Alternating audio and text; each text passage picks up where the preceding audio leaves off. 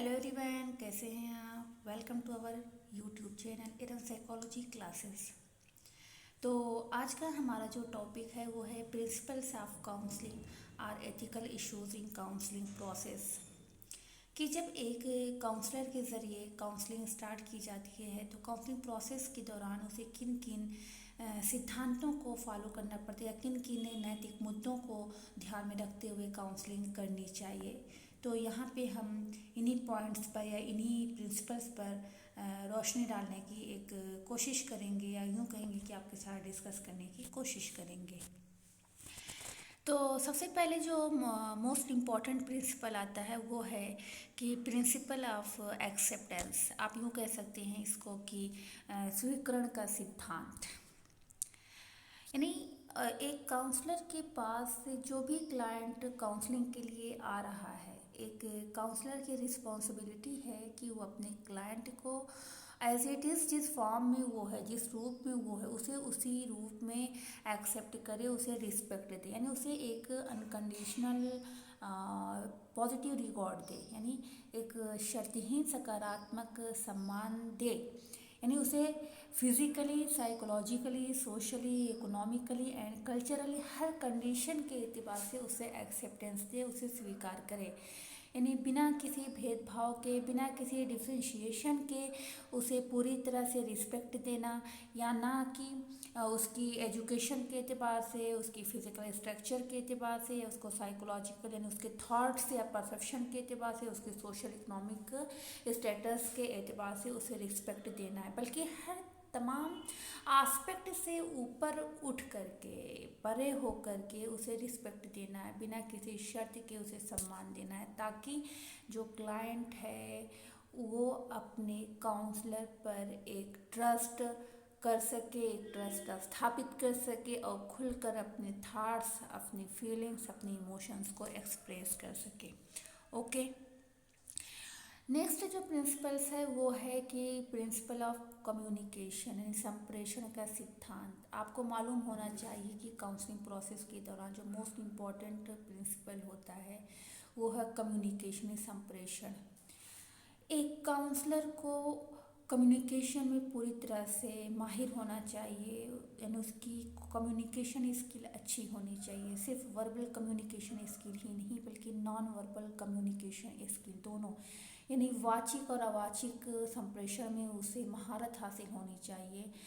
जहाँ और दूसरी बात ये है कि उसके जो वर्बल कम्युनिकेशन है और नॉन वर्बल कम्युनिकेशन उसमें सिमिलैरिटी होनी चाहिए, उसमें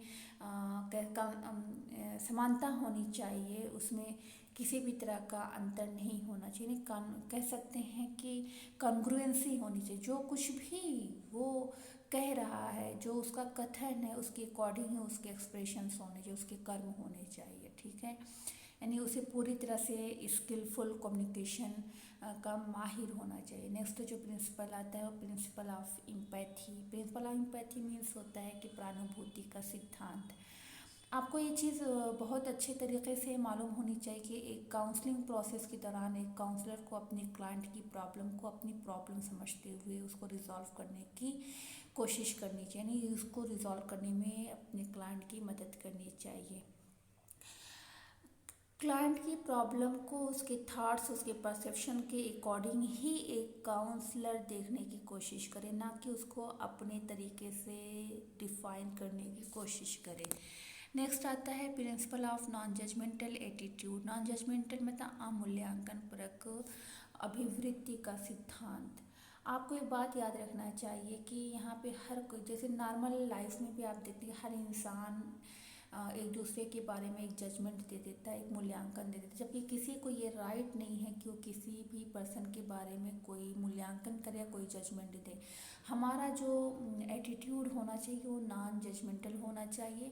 ठीक इसी तरह से काउंसलिंग प्रोसेस के दौरान भी एक काउंसलर का जो एटीट्यूड, जो अभिवृत्ति होनी चाहिए, अमूल्यांकन परक होना चाहिए। उसको ये राइट नहीं, उसको ये अधिकार नहीं कि वो अपने क्लाइंट्स की प्रॉब्लम पर या क्लाइंट्स की पर्सनालिटी पर या उसके कह सकते हैं कि थॉट्स पर या उसकी परसेप्शन पर निगेटिवली कमेंट करे, यानी नकारात्मक तरीके से कमेंट करे, उसे क्रिटिसाइज़ करे, बल्कि उसे पूरी तरह से उसके थॉट्स को, उसके परसेप्शन को, उसकी फीलिंग को, उसके इमोशंस को एक्सेप्टेंस देते हुए उसको उसके साथ बने रहना है तब तक जब तक कि उसकी प्रॉब्लम रिजॉल्व नहीं हो जाती है।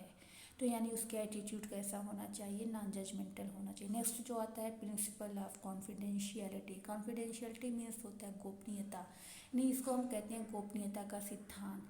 आपको ये बात याद रखनी चाहिए कि जब भी काउंसलिंग प्रोसेस स्टार्ट होता है तो उससे पहले एक क्लाइंट को अपने एग्रीमेंट पेपर में ये शो करना चाहिए, मेंशन करना चाहिए कि काउंसलिंग के दौरान जो कोई भी रिकॉर्ड्स क्लाइंट के ज़रिए क्लाइंट के बारे में तैयार किए जाते हैं वो पूरी तरह से गोपनीय रखे जाएंगे, पूरी तरह से राज रखे जाएंगे। उसे किसी भी पर्सन के सामने जब तक कि उसकी रिक्वायरमेंट ना हो, उसे यानी लीगल रिक्वायरमेंट ना हो, उसे किसी भी पर्सन के सामने लीक नहीं किया जाएगा। ओके, तो पूरी तरह से उसके नाम को यानी क्लाइंट के नेम को, उसकी बायोडाटा के बारे में और साथ ही साथ उसकी जो पर्सनल डिटेल्स है उसको पूरी तरह से क्या रखा जाता है, गोपनीय रखा जाता है। और इस बात का एहसास भी दिलाया जाता है क्लाइंट को कि आपके ज़रिए जो भी इंफॉर्मेशन प्रोवाइड की जा रही है काउंसलिंग प्रोसेस के दौरान वो पूरी तरह से कॉन्फिडेंशियल है, ताकि वो खुलकर अपने थॉट्स को, अपनी परसेप्शन को, अपनी फीलिंग को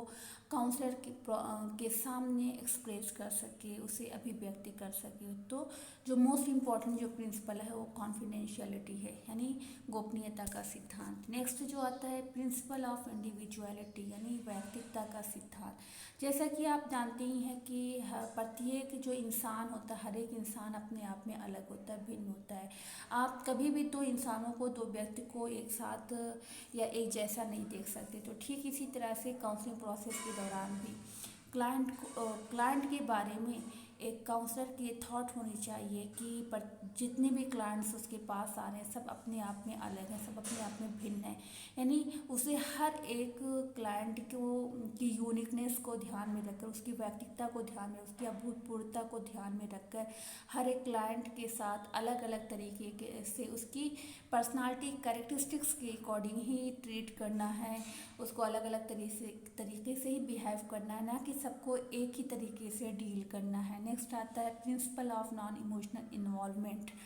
ये जो बहुत ही इम्पोर्टेंट प्रिंसिपल है, यानी आप कह सकते हैं कि असामवेगिक आवेष्टन का या लगाव का सिद्धांत।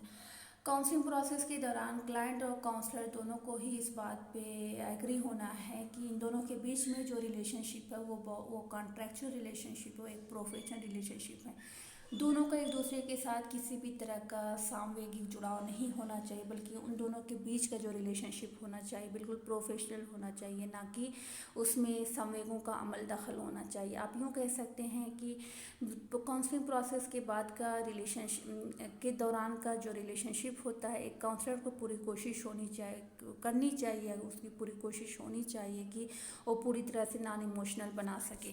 नेक्स्ट जो आता है, तो इस तरह के बहुत सारे प्रिंसिपल्स हैं जिसे काउंसलिंग प्रोसेस के दौरान एक काउंसलर के द्वारा क्या किया जाता है, फॉलो किया जाता है। तो उम्मीद करती हूँ कि आपको मेरा ये वीडियो या मेरा ये लेक्चर पसंद आया होगा। तो आप अपनी राय, अपनी सजेशंस कमेंट बॉक्स में ज़रूर दिया करें, और साथ ही साथ अगर आपको वीडियोस पसंद आती हैं तो उसे लाइक और शेयर करना ना भूलें, और अगर साथ ही साथ इसको सब्सक्राइब भी करना ना भूलिएगा। Thanks for watching my video.